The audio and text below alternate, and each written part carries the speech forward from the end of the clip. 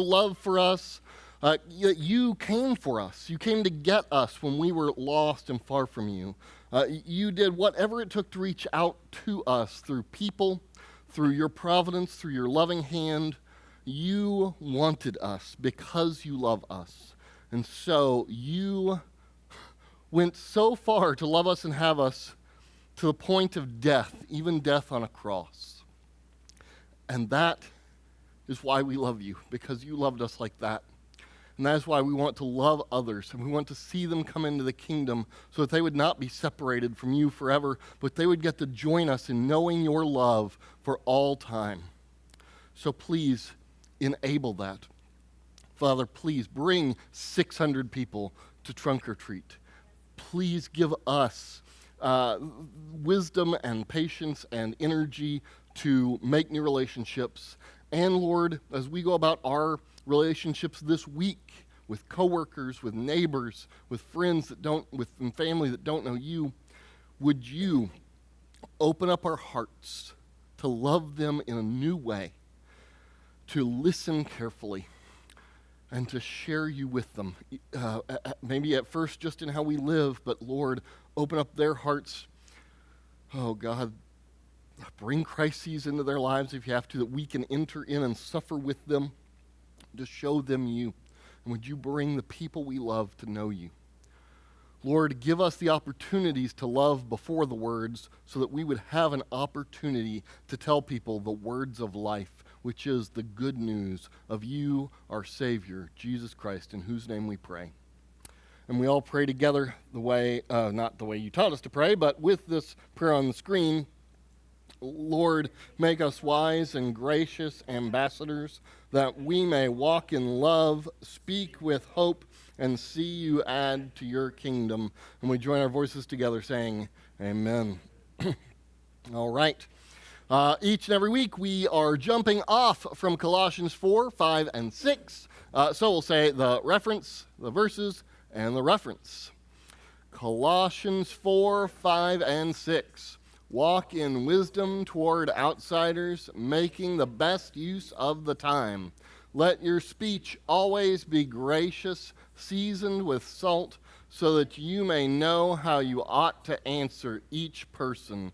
Colossians 4, 5, and 6.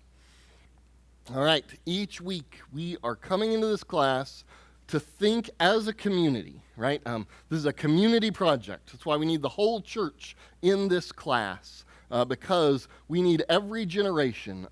We need every young person, every old person in this church thinking about what it means to be a community that is the kind of people that make space for friendship, speak with grace, and live with gospel intention.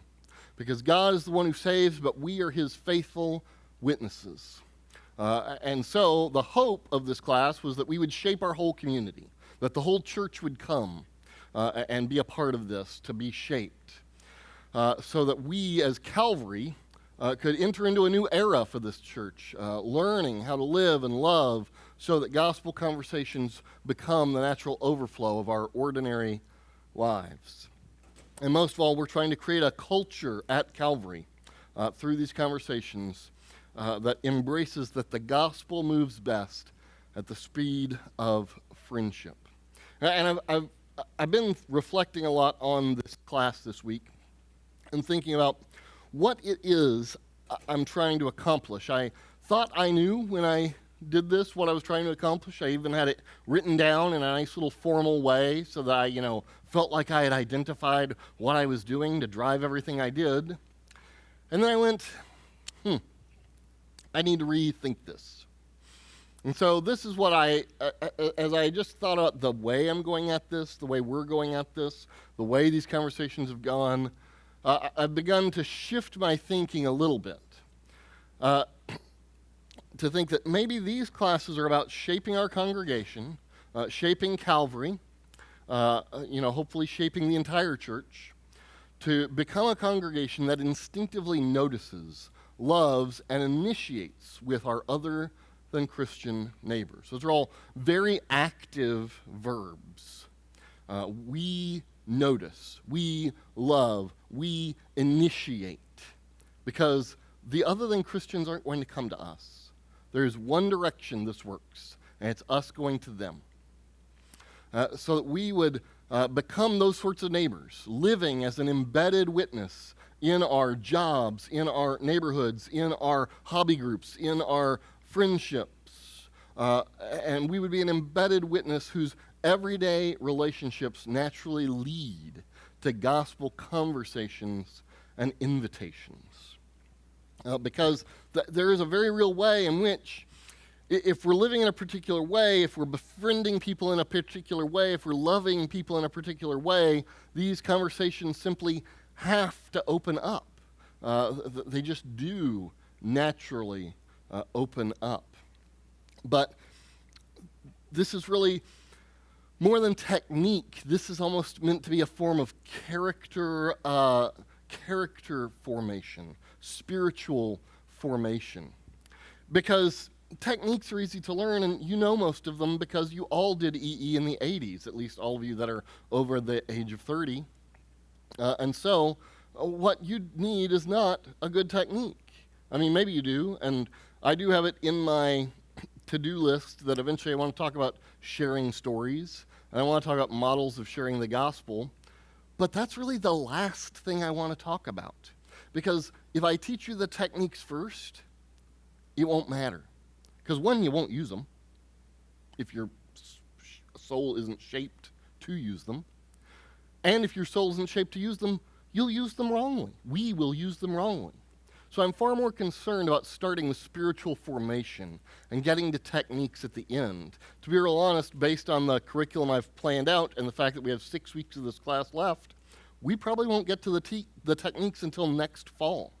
Because we're going to take a pause on this class in December, and we're going to pick up with a completely different topic in January and come back around to this next fall. I want us to be formed towards this. But at the end of the day, I want to turn awareness into action. I want us to become people that notice and then act out of that noticing, so that we have, I don't know what I meant when I wrote this. One relationship, one invitation, one prayer at a time. Oh, I do know what I meant. Right? So much of what we're doing in evangelism is not mass stuff. It's one person at a time, talking to one person, maybe a couple of people over a lunch counter and saying, hey,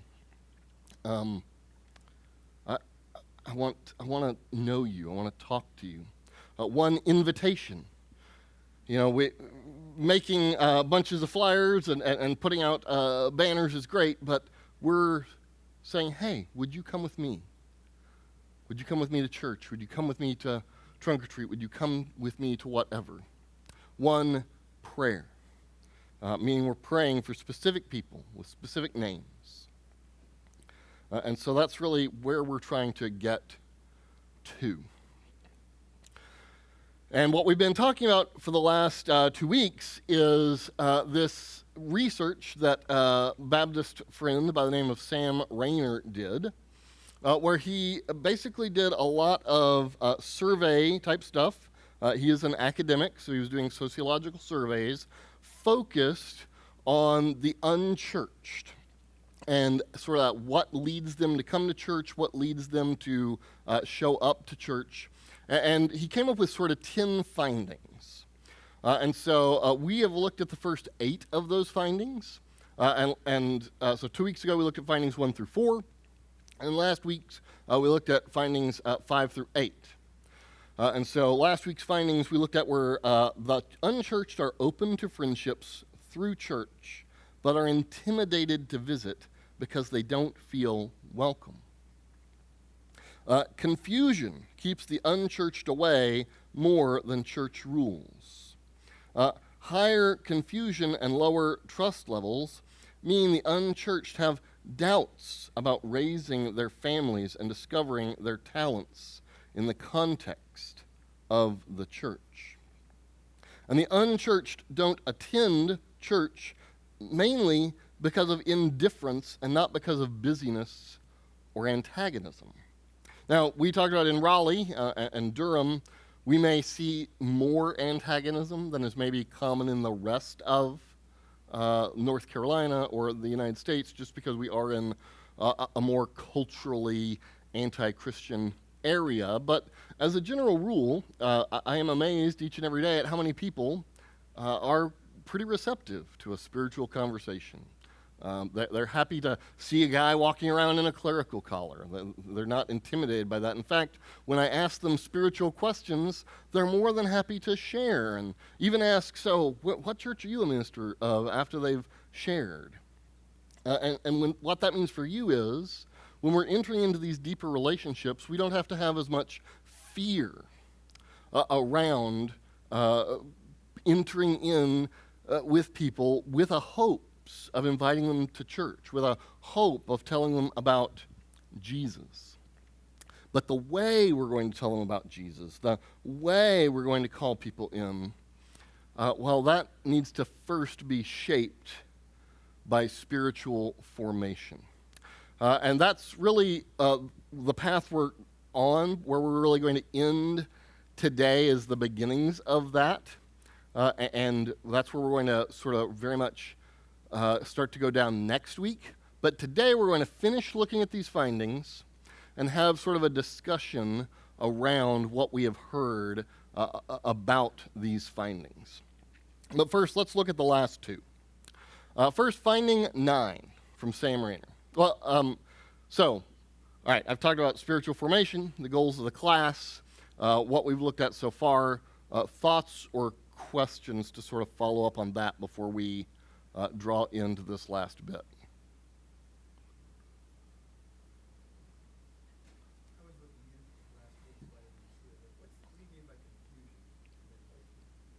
Yeah. What we last week so when it comes to people coming to church, I think a lot of churched people, and this is Sam Rainer's finding, so the wider bit of his data where he did actually get data from churched people as well, churched people tend to think, our church's rules around sexuality, our church's rules around sexuality is number one every time. But around other things are going to keep people away from church.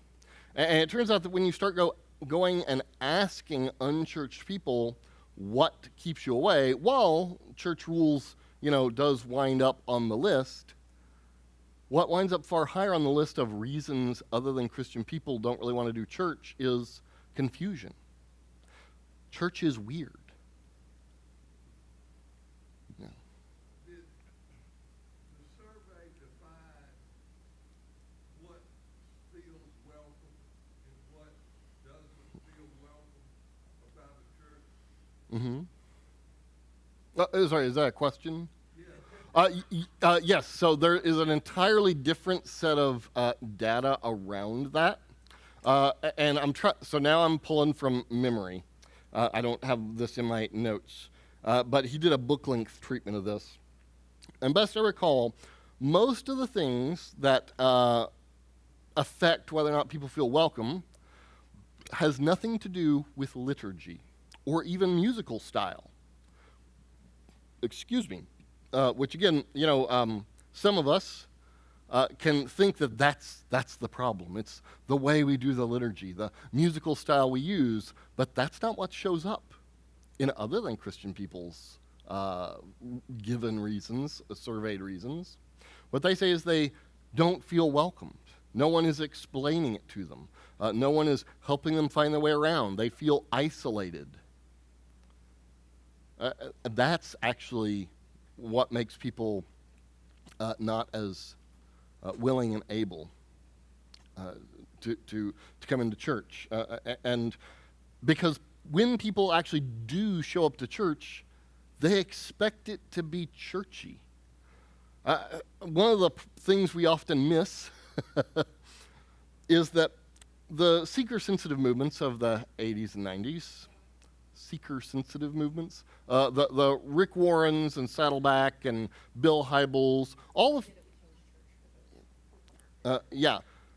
What a lot of people miss is that the data shows the people they gathered into those giant megachurches were primarily already churched people. I mean, by and large. Yeah, they were just already church people that didn't want to do church the old people way. But they were still already Christians. They weren't showing evangelistic fruit. But according to the data in Europe right now, and here in the U.S., ironically, we are seeing a lot of actual believers' baptisms in high liturgy churches that tend to do baby baptisms. So, the fact that they're baptizing believers is significant because they're not rebaptizer churches. All right, let me get Marvin, then Paul. Then should we have an introduction to Calvary booklet that we hand people that walk in the door? That is a real possibility. That's a great thing to consider.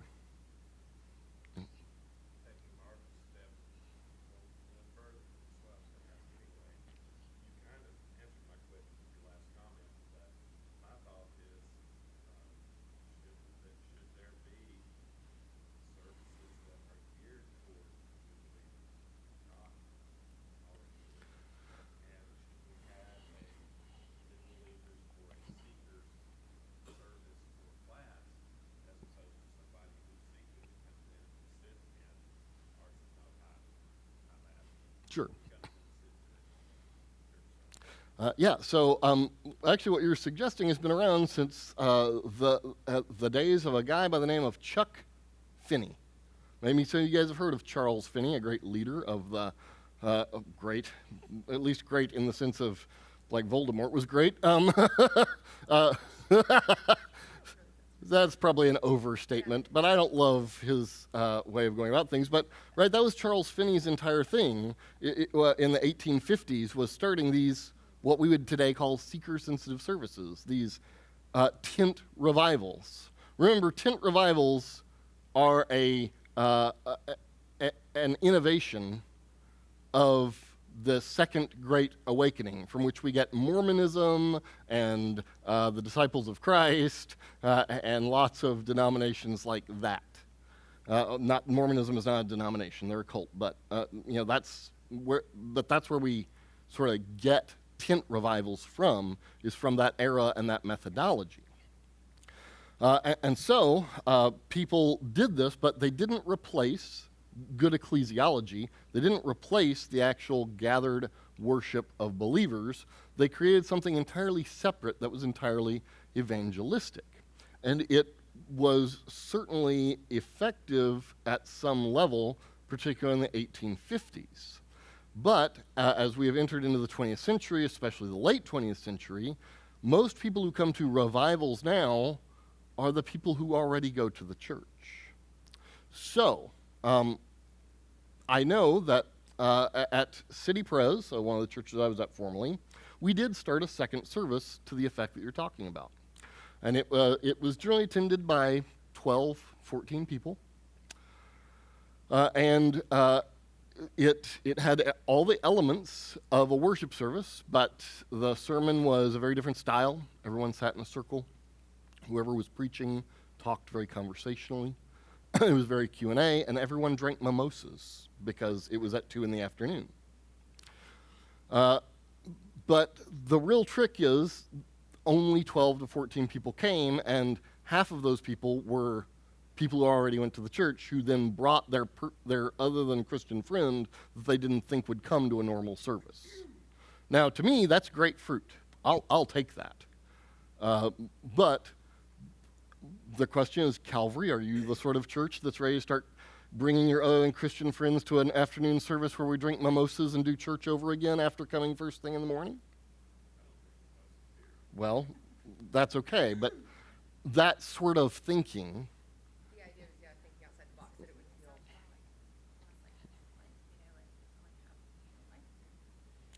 Right. and actually, the second half of that story is that eventually those other Christian people, the couple that did like the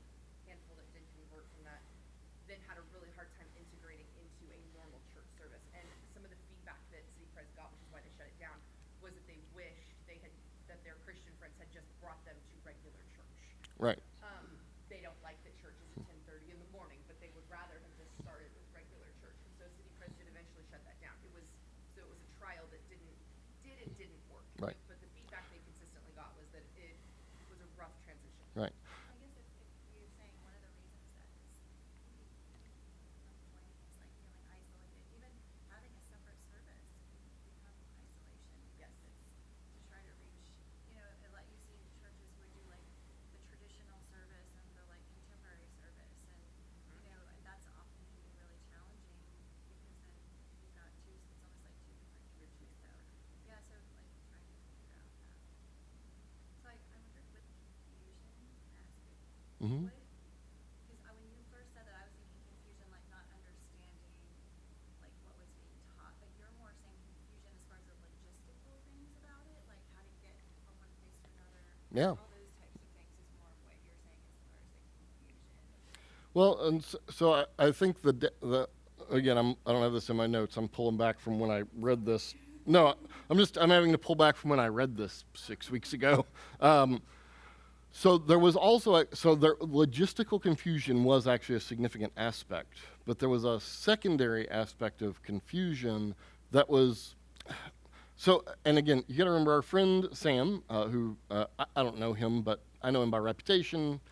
Appears to be a wonderful, godly man, but he does come with Baptist presuppositions, and I suspect his data was coming from those circles. There was a lot of confusion over what do you believe, what is this about, what are you doing, why should I show up, right? So confusion became a broad category in his data, which I have questions about. So yeah, like that's so broad. I would want to know specifically what was confusing. To me, that's like so big, and like it's such a broad category. I guess my brain is like, I want to know the specifics. Right. It's really confusing. But it sounds like some of it could be like having good signs, like bathrooms this way, childcare this way, right? So some of the signage, or having, again, like a greeter team that kind of helps people and shows, like, steers them where to go, can help with some of that confusion. But also, this, to me, the confusion when it gets addressed by the first four, where it's if you bring someone with you and stay with them the whole time, that cuts down on the confusion because you can be explaining, hey, you need to grab a liturgy, or I need to grab this for you, or we stand up here, we sit down here, we're going to sing 3 songs together, Yeah. kind of thing. Because, I mean, you got to admit, coming to church, if you've never been to church before, if you don't remember, church is the weirdest show on earth. Like, I came to this?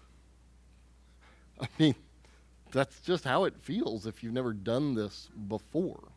And so there's I imagine, again, I'm pulling way back into my memory for this data. I think there's probably confusion over, am I welcome with tattoos? Do I need to wear a suit? All that sort of, dress code, a lot of that stuff. And we can have all that prominently on our website, and it does not matter because our other than Christian friends don't read all the stuff on the website any more than we all read all the stuff in the newsletters. And the one of you that reads all the newsletter, you're the outlier. So, like, we just have to be aware that confusion exists, and we have to address it far more personally than formally. When I talk to a person that is unchurched, Mm-hmm. one of the main criteria that they throw back at me is, I believe in Jesus Christ. Why do I need the church? Mm-hmm. And if I don't educate that person why they need the church, and if I'm not prepared to do that, then they'll leave our conversation no more convinced that they need church than when we initiated it. And my experience with the church doesn't really have a formal methodology of telling someone or presenting them with information that gives them a list of why they need the church.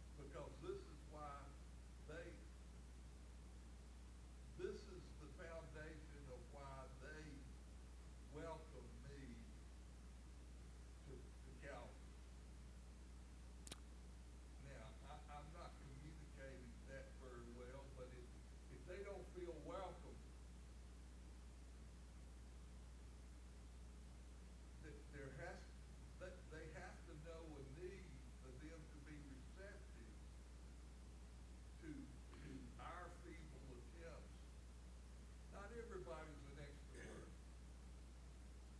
Martha Breedlove is not going to be grabbing people when they walk in the door. And, that, I can try hard. So when you talk about unchurched people that you talk to about coming to church, and they say, I know Jesus, why do I need the church? I mean, I can write something for you. But I don't need it for myself, but I'm talking about when people.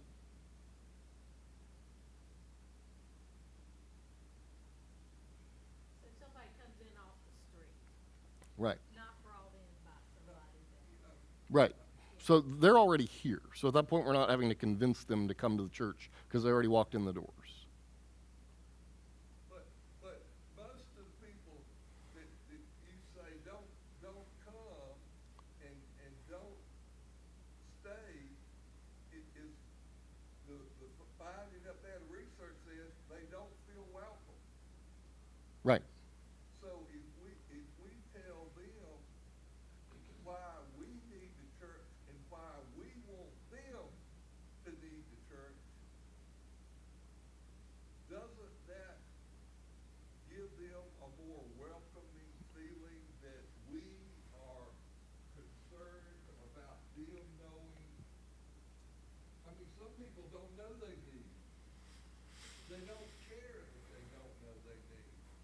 But if they have been presented the information detailing why we need the body of Christ and need to participate in the body of Christ, they can't use the excuse that Calvary didn't explain to try to make them feel welcome to join us.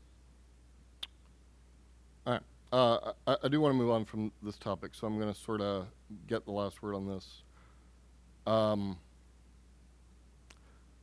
don't think giving people a sales booklet for our product is the right answer. I think that personal relationship is the answer. Because Jesus didn't have any booklets to hand out. So we don't need booklets to hand out. What we need is relationships.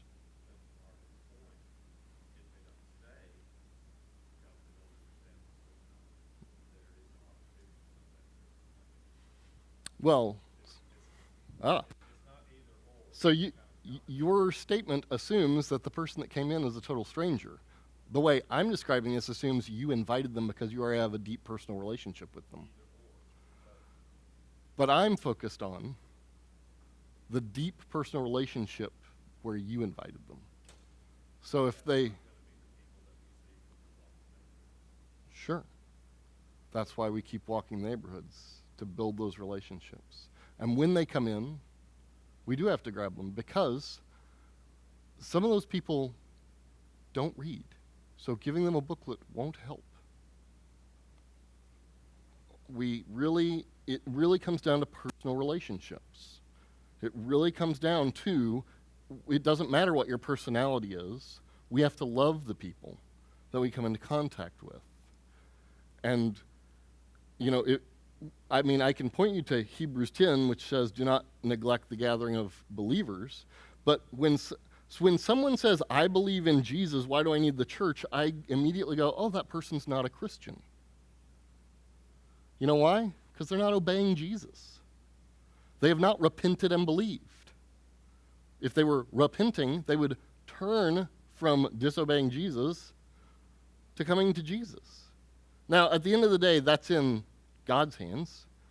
There are outliers who will wind up being saved outside the church, but that is not the norm Jesus teaches us, nor is it what Jesus teaches us to assume. The idea that someone is saved outside the church is a modern American idea, not a biblical idea. The idea that people are saved outside the church is a modern American idea, not a biblical idea. But I think this gets back to your Yeah. Which you said the catalyst is going to be a spiritual and a personal connection. That's what you're describing. Right. Is that it takes both. The catalyst for the unchurched to start attending a church and stay connected to the church after they get there is both a spiritual and personal connection. Which, if we have people like us who are readers, literature is great. Although most of you have enough knowledge and large enough libraries that I don't know that you need any more literature. But if you need more literature, we can put something together in an afternoon. But I think what we're going to find is that in practical reality, what gets people to come to church and stay at church has nothing to do with the product we sell with a booklet we hand out. It has to do with the relationships we form. That's it. Personality cannot be an excuse. That's been something I've been trying to soft pedal the whole time, but I'll just say it. Personality cannot be an excuse. Yeah. Yeah, just to reinforce what you're saying, you're describing what it means for the church to be the church outside of its walls, which is the apologetic. Jesus said the apologetic is love for one another. And so if love is the apologetic, then that's what draws people in. Because they aren't going to have a relationship with the living God if they don't have a relationship with his church. Yeah. And by the way, this is all part of the Spirit, right? I said this is about spiritual formation more than technique. I said I'm not even going to get to the techniques till next fall, because until we do the spiritual formation, I think we'll either misuse the techniques or not use them at all. This is part of the spiritual formation. I want to break our very Presbyterian, modernist, American idea that we just need to sell the product of Jesus and the church and shape us towards something far more relational. Because, again, Jesus did just fine without any literature to hand out. And I'm all for literature. I'm all for, I got tons of it. But at the end of the day, people are going to decide whether or not they come to Calvary because of whether or not they were loved and a person helped them understand it, not because of whether or not a person handed them a sheet of paper.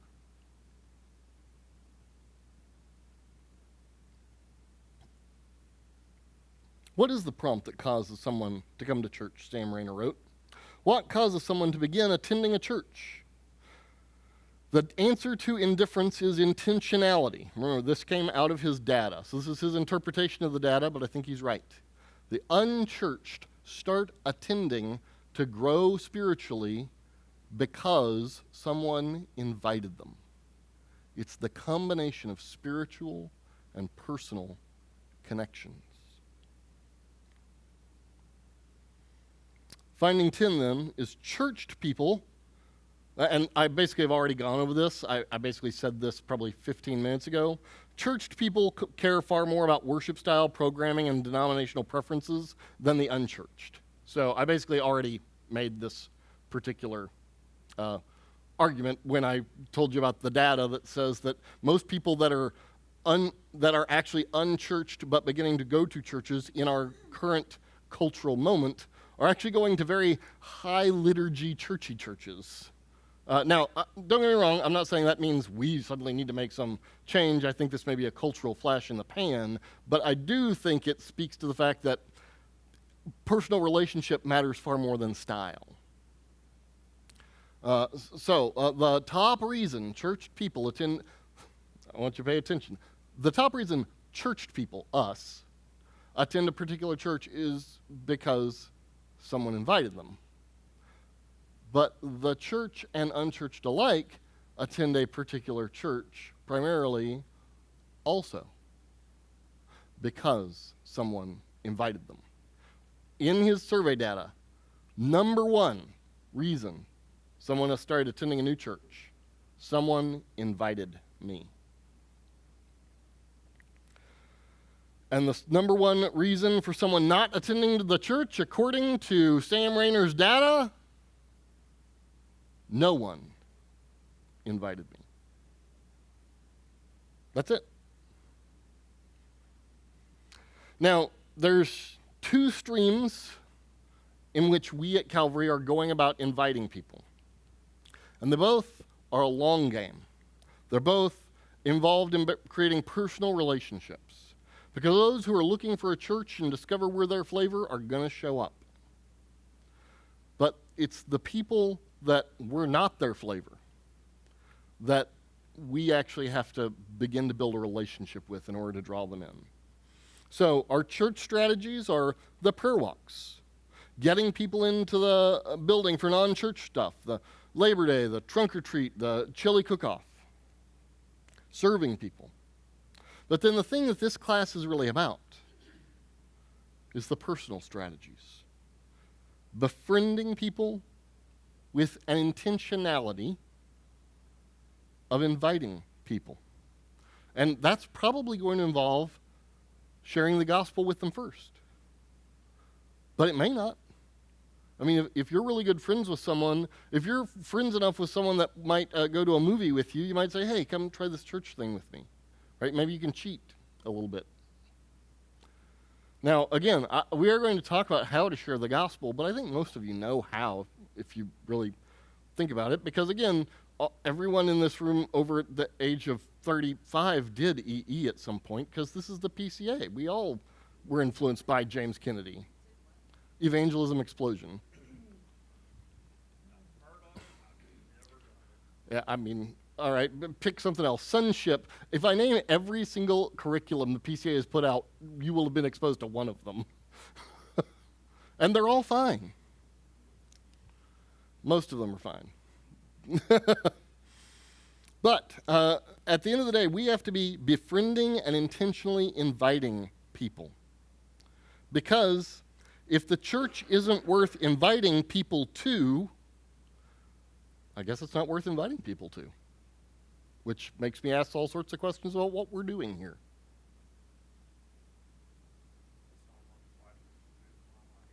Right. If it's not worth inviting people to, why are we doing this? All right. I'll have some discussion around all this data I've presented over the course of the last 3 weeks. And if you haven't been here for all the weeks, it's okay. Jump into the discussion anyway. But what surprised you in this data that I've presented to you?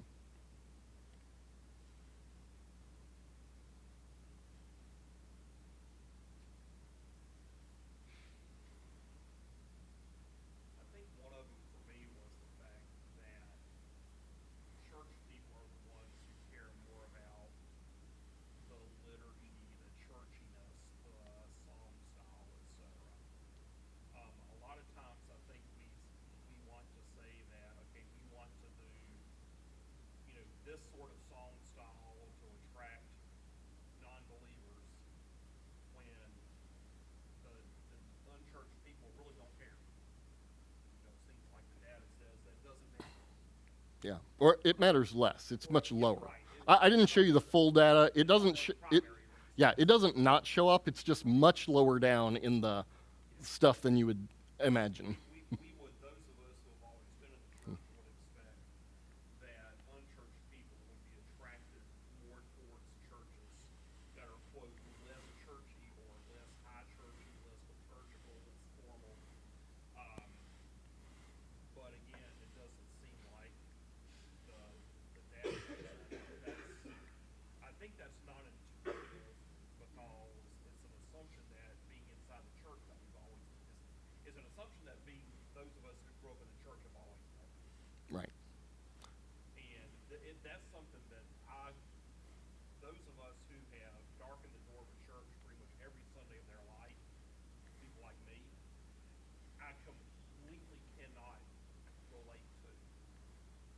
What I can relate to, though, is thinking of myself going into something that is completely alien to me. Yeah. And what would help me become more Yeah. That's some of the stuff that I've been thinking about, as well as honestly just injecting the fact of my church life into everyday conversations more and more. Yeah. I'll give you an example. People, a lot of my coworkers will ask me, at least the coworkers that I've known for a while will ask me Monday morning, so what all did you do this weekend? How was your weekend? Normally I would just say, oh, not much, it's fine. Well, instead of doing that, I can say, okay, well, I did this on Saturday. I went to a game or a race or something like that, or went to church on Sunday. Getting the fact that you were in the church, kind of shoehorning that in there, and then expounding on that a little bit. I've been much more intentional about getting that in there, rather than just casually saying, what'd you do this weekend? Oh, nothing. Yeah.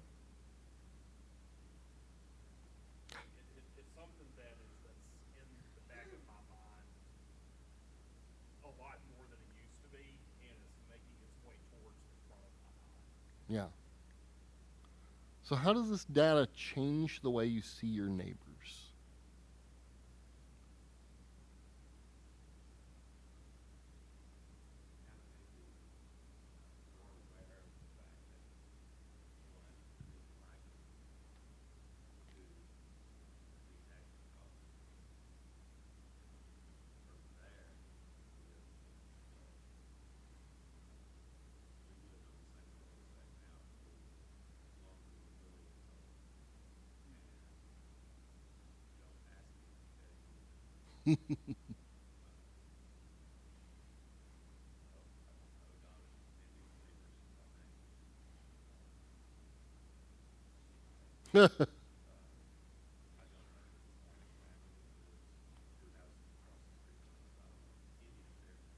Yeah.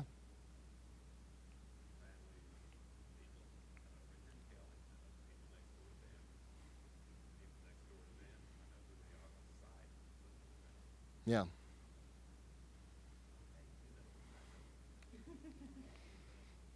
Always there to humble you, right?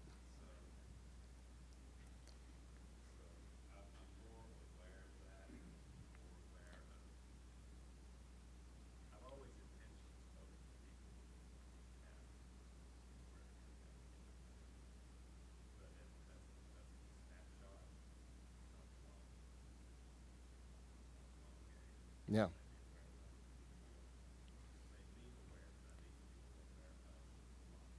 Yeah. That could also be a possibility. I ask Caitlin things all the time. She makes me look so much better than I really am. The prayer walks that we do have made me realize I want my neighbors to know I don't pray. Hmm. I walk. So that's been real helpful too. To pray for my neighbors. The one thing, Raleigh is a very transient area. Yeah. Always people come and go in. One thing I always do after I get to know somebody, have you found a good church home? Yeah. So that's how I kind of opened it up and asked people like join us. Yeah. I don't lead with it either, but it's a question. Yeah. And I'm implying you did. Yeah. Same thing with me. I might casually do like that market. We have a new couple of sisters across the street from us. I have not invited them to church. Sure. However, they know I prayed for them when they were on the trip. They know where I was.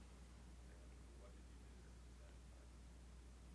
Before I casually, oh, well, at church we're doing such and such.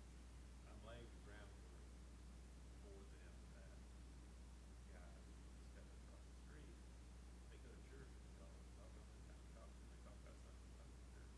Yeah. Haven't invited them. Sure. That started coming to there. Yeah, that's great.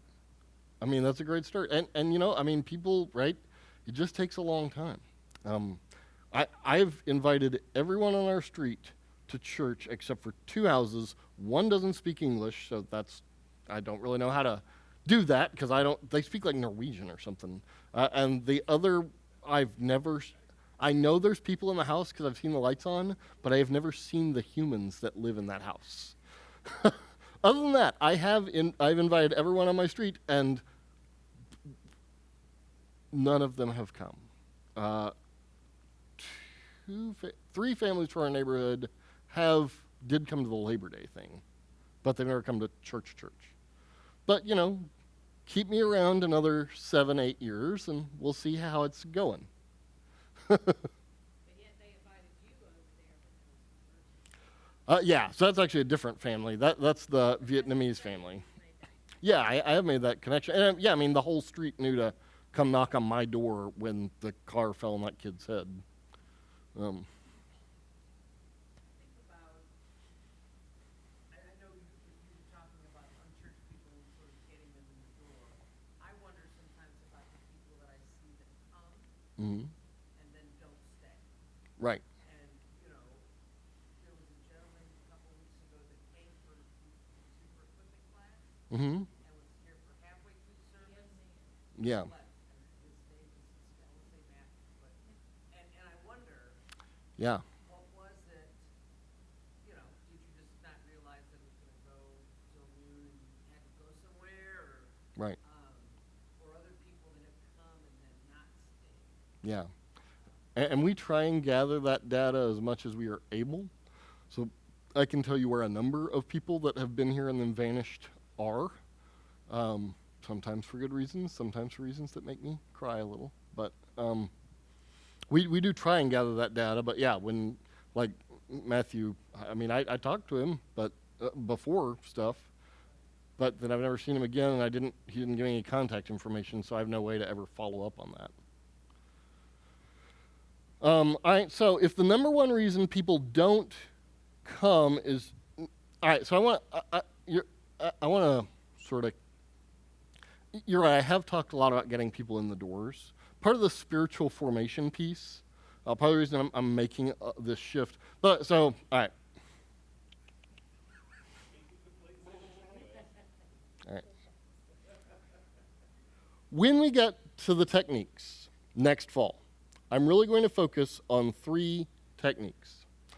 One I'm actually going to get into maybe next week, which is a rabbinical evangelism. Did you guys want doing the Questioning Evangelism book? Oh my goodness, it's so good. Oh, I love it. It is basically what I'm talking about. So do that book. So I am going to wind up talking about sort of a long-form relational evangelism that is very question-based. But then the other 2 things are really sharing your story, which again, probably a lot of you have been through, but we're going to do it again. And then models of actually sharing the gospel. But again, I want to put those techniques way on the back end, because until we've been shaped for those, I don't want to talk about those techniques, because I think you guys will wind up leading far more people to Christ and bringing far more people to church by simply having your souls shaped evangelistically than learning a technique. I think you guys will lead far more people to Christ and bring far more people to church if your souls are shaped evangelistically, which is just to say shaped like Christ, than you will if I teach you techniques. So that is why I have not gone technique heavy, and I'm not going to. And I think I've emphasized this enough, but it's always worth repeating because inevitably someone hasn't picked this up. While I am talking a lot about getting people in the door, I am assuming, and when you assume, you know what happens, I am always assuming a long period of relationship and sharing of the gospel in various ways prior to inviting someone. So when I talk about this stuff, I do use the phrase bringing them in the door, inviting them to church, but I'm really talking about something that's down the relationship road, not something that's at the beginning of the relationship road. And I've tried to emphasize that, but I just want to say it explicitly right now so that you don't mishear me when I do ask questions like the next question I'm going to ask. If the number one reason people don't come is no invitation, what does that stir in you?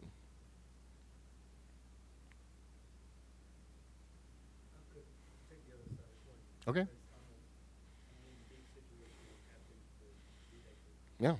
So, the vast majority of my life was not in well, since, what, 1995-ish? Yeah. Which is a couple years ago. So, I work with people that live primarily in Harney County, Cumberland County, kind of a long ways to go north of. People say, why in the world do you still go to that same church you've gone to for 40 whatever years, right? Mhm. Well, it's my family and whatever. Maybe I should have done and just cut and run and go somewhere else, like Fuquay or whatever, which is closer, maybe, and then I'd be more effective. But Mhm. that isn't what I did. That's not what I raised my children here. The rest of my other family, church family, was here. So, I'll be honest. I'll invite people to events, and they may or may not come from a long way, but they're not going to come here. But I will say that over 30 years, God has probably worked in both the students as well as coworkers, et cetera, to get them linked into a God-believing, a Bible-believing, Christ-honoring church Mhm. close to their home. Yeah. Okay? So, and I can just say, well, maybe that's the way God is working. And I feel my role, to be honest, is not, because I can't do it, I'm working in my head, it's not walking the neighborhoods over here, even though, I Mhm. have had family that live there, et cetera. But dealing with students from all over the world on a daily basis for 31 years. Right. And so, I see God working with me instead of using my faith and my faith walk with them as one-on-one mentoring of them, so that when they then graduate and go to Pittsburgh even, and you keep up with it, that they are now linked in and they're doing that's the fruit of the labor. Yeah. Okay. So you're right. That is an outlier situation. So interpret what I say as you need to. Put water on your, I'm just saying that's challenging for me, and I just. But you're using the same techniques he's talking about, you're just Yeah. where you are. Right. And the spiritual formation stuff I'm talking about affects you either way. Trust me, I got it. Yeah. All right, so of the data we heard, what does this data tell us about how people actually view the church versus how we assume they do?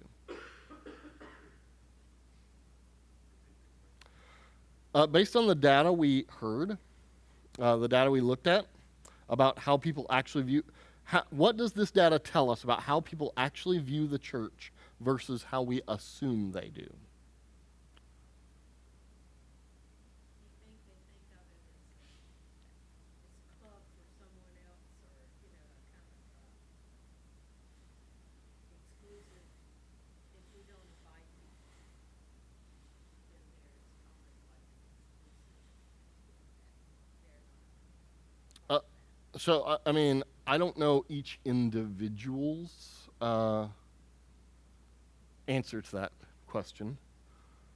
I can tell you that when I was an other than Christian person, right, it just never occurred to me to go to a church on Sunday morning. Like, that's what. Now, I also thought Christians were full of stuff, so I wasn't going to go to church, but unless they paid me, which I actually went to church a lot as a teenager and early 20-something, but I was always paid to be there. But is that because you did have that personal touch, like you did once that girl handed you the book, Yeah, I mean that. that relationship? Yeah, I mean that was largely what it was. Like I can think of one time I went to a Lutheran Church Missouri Synod as a teenager, and it was because a friend of mine invited me, and I was staying over at his house that evening. And now he's since apostatized and gone off in all sorts of directions. So do with that what you will. But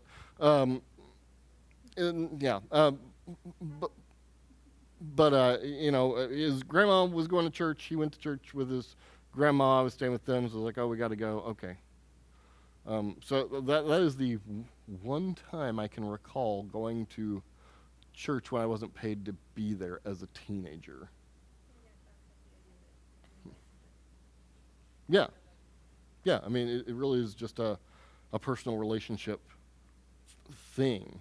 And of course, once you get someone to show up to Calvary, it's going to take a whole bunch of follow-up because you got to get them connected to other people at Calvary, and you got to check in with them afterwards and be like, "Are you okay? I know that was strange. Tell me how you processed that. Tell me how you felt about that. Tell me what you heard." You got to debrief with them. Like once you get someone to say yes to coming to church, you have now entered into a season of relational investment.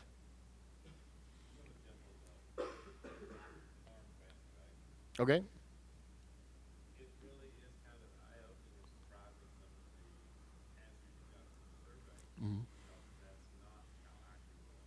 I grew up being in church people on Sunday night, quite often on Wednesdays, going to Sunday school, going to vacation Bible school, and guess what? Everybody that I knew when I was a small town where I lived, did with me. The ones that didn't, I wasn't aware that they didn't. I just assumed that everybody had their own church. When we lived in the country, there were a couple of few churches which I didn't really understand at the time. I got to find out because we were pastors and we different pastors, denominations. But those were Bible churches. Mm-hmm. There were Baptist churches everywhere. There were sprinkling of Methodist churches. We were the Presbyterian church. But all my friends were in church. I was in sixth grade before I realized one of my friends did not go to church. And he was vocal about it, or I wouldn't have known. Yeah. He was vocal about it because his dad had died. He was angry at God. And it didn't have anything to do with God. That's the personal lifestyle. One of my friends never went to church. So all of these things that come from the survey, it's kind of hard for me to understand because I've never viewed going to church as being weird. I've never viewed going to church as being exclusive. I've never viewed church the way unchurched people do because it's not my experience. All right, Millennial, Gen Z, and Gen Xers, give me a rough percentage estimate of your friends that actually go to church.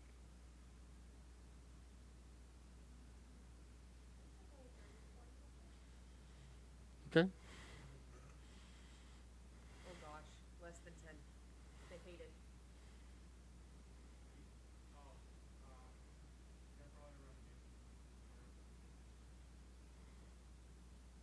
You're a Gen Xer.